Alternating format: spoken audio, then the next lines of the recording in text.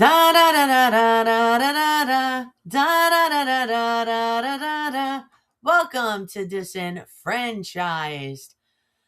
I'm Bulinski Mathison, founder of The Naked Grief and creator of the disenFRIENDSchised podcast.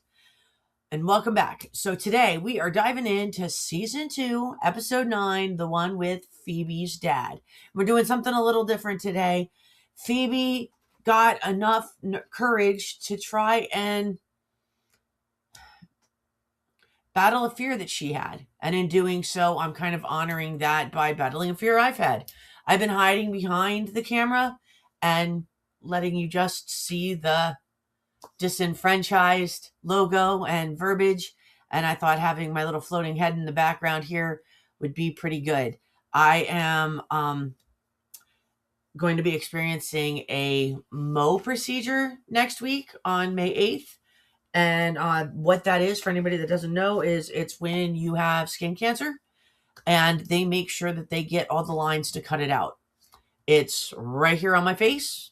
And after next week, I'm going to look a little different. So I figured, let you see me the before and after, and we'll make adjustments together. So anyway, as we dive back in, the one with Phoebe's dad, this is a heavy one because it's wrapped in Christmas lights and summer theme parties. But underneath the sweat and the gas station gifts, there is a profound exploration of what happens when the story you've told yourself about who you are begins to unravel. So it's Christmas time in Manhattan, and things are far from merry for our favorite friends. At Monica and Rachel's apartment, the holiday spirit is literally boiling over. All because of a broken radiator knob. And the super seems allegedly more interested in tips than tools, or so Ross seems to be thinking. So the girls are hosting a Christmas party, now with a summer theme. People are leaving more than just their coats at the door. They're sweating through their Hanukkah and Christmas traditions while Ross tries desperately to fix the unfixable, his relationship with Rachel. So Ross is still reeling from the aftermath of that list that he made. He's grieving the loss of the potential future he could have had with Rachel. And in true Ross fashion, he's obsessing over it. He's trying to buy his way back into her good graces with a Slinky. Spoiler, though, it doesn't work. While Rachel's leaning into her own grief of betrayal, making a con list for Ross that hits every insecurity that he has. But the heart of the episode, the real raw naked grief of the episode, belongs to Phoebe. Phoebe discovers that the man she thought her father was a famous Burma tree surgeon, is actually just a model in a picture frame. And if I remember correctly, she actually got excited to think that his job was really being a model until her grandmother had to come clean and explain that her father is actually a pharmacist living in upstate New York. Armed with a name and address, Phoebe, Joey, and Chandler pile into the taxi to find the man who walked out on Phoebe before she was even born. Let's play Name That Grief. So we have identity grief and ambiguous losses in this episode. Phoebe's experiencing both. They're very specific types of disenfranchised grief. The identity grief occurs when the fundamental facts of your life are proven to be false. For years, Phoebe believed she was the daughter of a heroic, exotic traveler. This wasn't just a fun story, it was a pillar of her self-worth. When she finds out her father is just a pharmacist, she isn't just losing a fantasy, she's losing a version of herself. She has to mourn the girl she thought she was to become the person she actually is. Then we have the ambiguous loss. This is a type of grief that occurs when a person is physically present but psychologically absent, or vice versa. In Phoebe's case, her father is alive, he has an address, he breathes the similar New York air, he is a couple hours away, and yet he's totally absent from her life. This creates a frozen state of grief. She can't fully mourn someone who is still out there, but you can't fully have them either. It's the guy in the frame syndrome, literally. Society doesn't usually give us a casserole for having a father who is a pharmacist 3 hours away. But the hole in your heart, that's just as real as if he had passed away.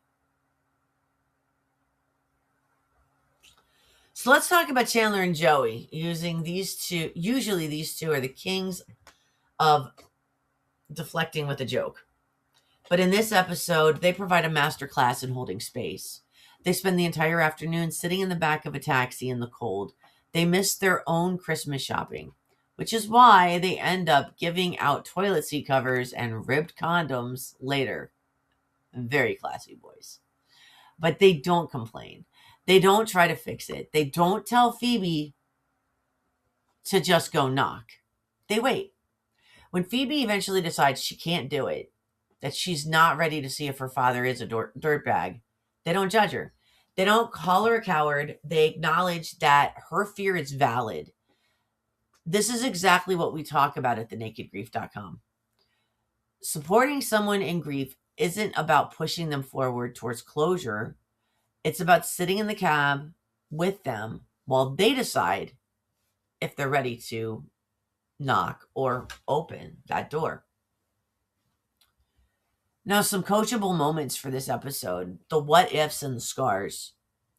As a grief coach, I look at this and I ask, what if Phoebe had felt safe enough to knock? Phoebe tells the guys, I've already lost a fake dad this week. I don't think I'm ready to lose a real one. She's paralyzed by the what if.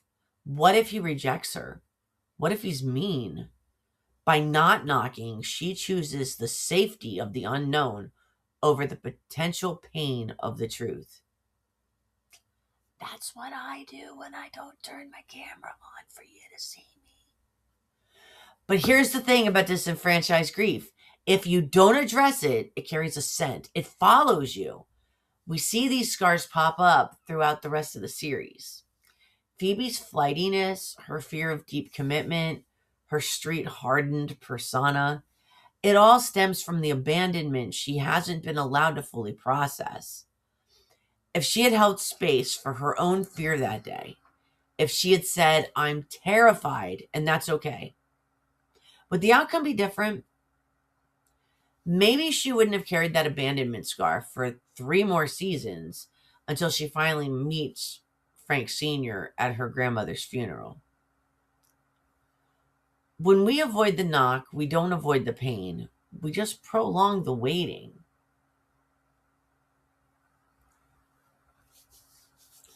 Real life, the ghost of the living. This hope hits home for so many people. Maybe it's not an estranged father in upstate New York. Maybe it's a sister you haven't spoken to in a decade. Or a former best friend who just stopped calling. Or may have even given you a reason and just said, I just can't be there for you anymore.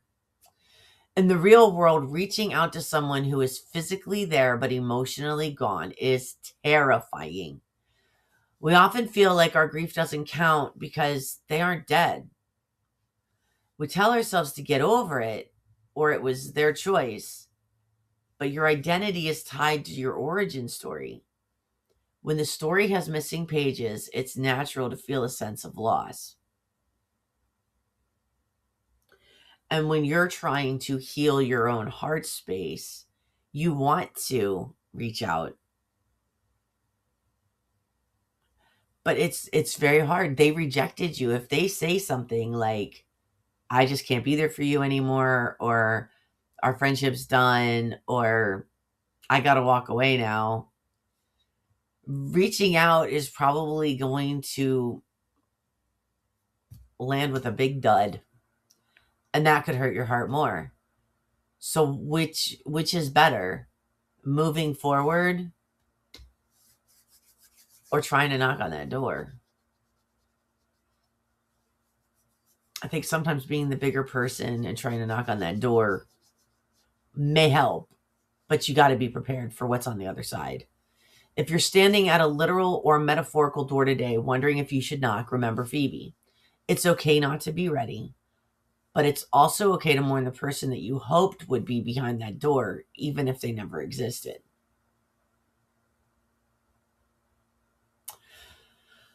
So next week, we're looking at season 2, episode 10, the one with Russ. We'll be talking about the grief of the replacement, how we try to fill the holes in our hearts with people who look exactly like the ones we lost, even if they're just periodontists. If any of the grief we talked about today resonates with you, if you're dealing with an ambiguous loss or a guy in a frame, please visit thenakedgrief.com for support. You don't have to sit in the taxi alone.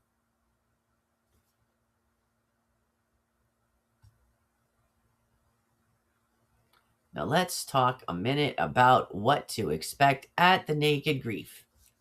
Not all grief comes from death, job loss, career pivots, divorce, breakups, empty nests, moving, identity shifts, friendships ending, the loss of the life you thought you'd have.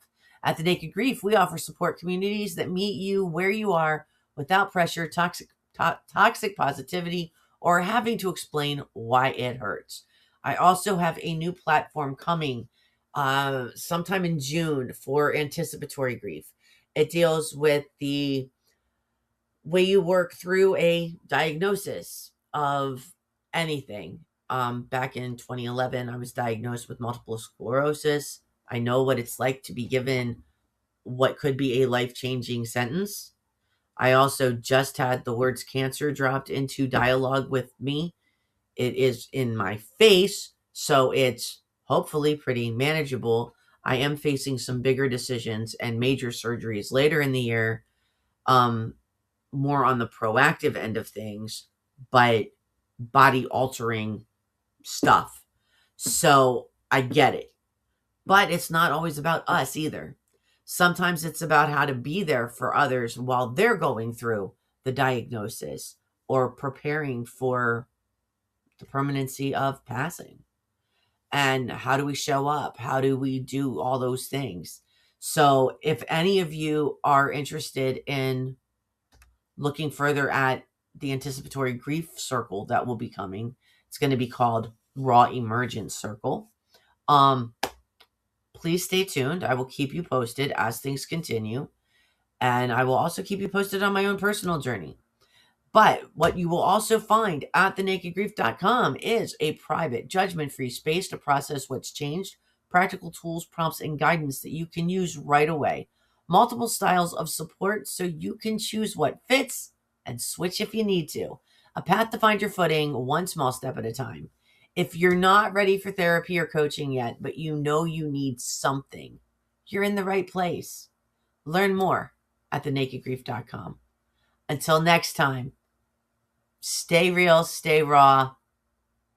Da da da da da da da da da da da da da da da da.